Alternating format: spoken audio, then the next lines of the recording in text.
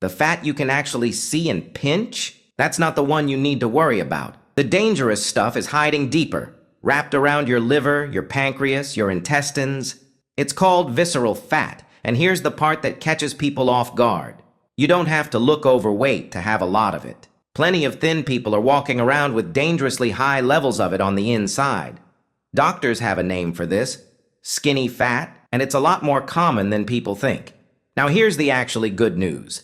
Visceral fat, unlike that stubborn fat on your hips or thighs, tends to respond fast once you do the right things. Not years of effort fast, weeks fast. So today I want to walk you through what the research actually says works. The foods, the one specific type of exercise, and one popular gym habit that's basically a waste of your time. All right, welcome back. Before we get into what works, let's clear out a few things people get wrong about this, because some of it is genuinely working against you without you realizing it. Fatty fish, salmon, mackerel.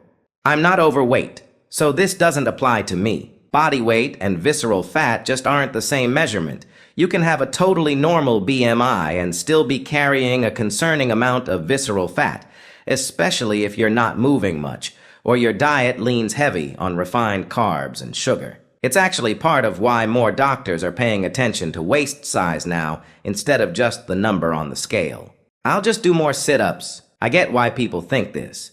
It feels logical. Work the stomach, burn the stomach fat.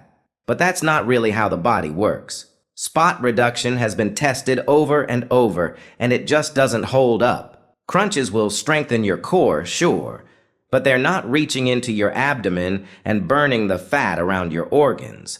What actually moves the needle is different, and we'll get there. I need to cut fat out of my diet completely. This one's almost backwards. Some fats, the ones in salmon, olive oil, that kind of thing, have actually been tied to lower visceral fat in research, not higher. The bigger culprit tends to be refined carbs and added sugar, not fat itself. Here's something most people don't know. Visceral fat isn't just sitting there doing nothing. It's active tissue. It actually releases inflammatory compounds straight into your bloodstream. That low-grade inflammation has been tied to insulin resistance, higher blood pressure, and greater cardiovascular risk. But that same trait is also why it tends to respond quickly to changes. Because it's more metabolically active than other fat, it can also get mobilized and burned off faster once your body's in the right state. Soluble fiber, oats, beans, flaxseed. There's a decent body of research tying higher fiber intake to slower visceral fat accumulation over time. It slows digestion, keeps blood sugar steadier, and keeps you fuller longer. Fatty fish, salmon, mackerel. The omega-3s in these have been linked to lower visceral fat and lower inflammation compared to diets that don't include much of it. Green tea. Not a magic fix, but some studies point to catechins in green tea giving a modest boost to fat oxidation, particularly when it's combined with actual physical activity. Cutting back on sugary drinks. Honestly, this might be the single biggest one.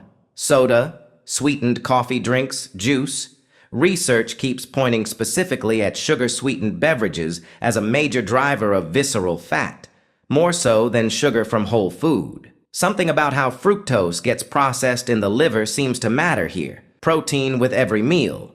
This keeps you full and it helps you hang on to muscle while you're losing fat, which matters more than people realize. Here's where the research is pretty consistent.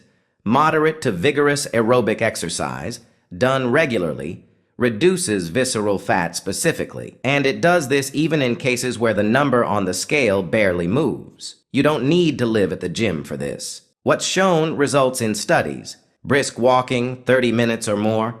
Most days, interval-style training. Alternating faster and slower stretches, pairing that aerobic work with some resistance training for extra benefit. The thing that actually matters most isn't intensity. It's showing up consistently over weeks and months. This isn't a one great workout situation. So yeah, visceral fat is hidden. But it's also one of the more forgiving types of fat once you know what actually targets it. More fiber, less sugar, and consistent aerobic movement. If any of this cleared something up for you, hit subscribe, and send this to someone who's still doing 200 crunches a day expecting a six-pack to show up. And obviously, talk to your doctor before changing up your exercise or diet, especially if you're already managing a health condition. Thanks for watching.